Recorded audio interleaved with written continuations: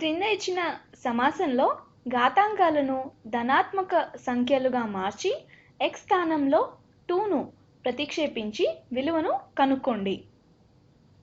x power -3 into 5 power -2 into x square.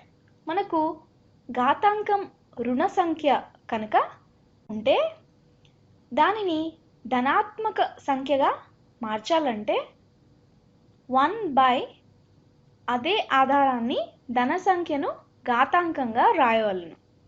ఉదాహరణ x power -1 ఉందనుకోండి, దానిని 1/x రాయొచ్చు.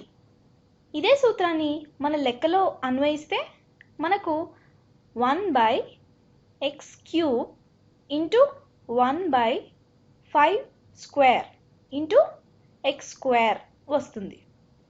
దీనిలో లవాలను హారాలను వేరువేరుగా గుణిస్తే 1 into 1 into x square by x³ into 5² into 1 వచ్చింది. హారంలో 1ని ఎందుకు రాశానంటే హారం ఏమీ లేకపోతే 1 హారంగా ఉందని అర్థం. 5² విలువ 25, కాబట్టి 25ను 5² స్థానంలో రాస్తున్నాను.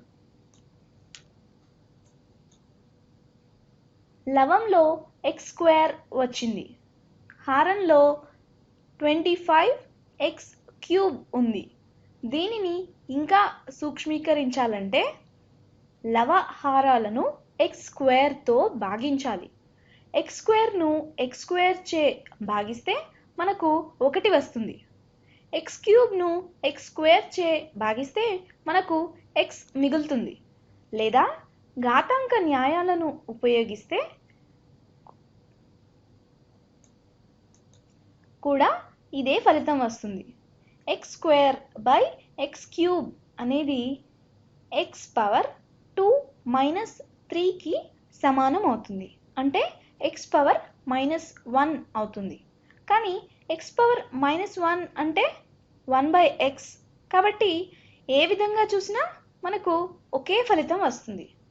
దీనిని సూక్ష్మీకరించగా మనకు 1/25x వచ్చింది.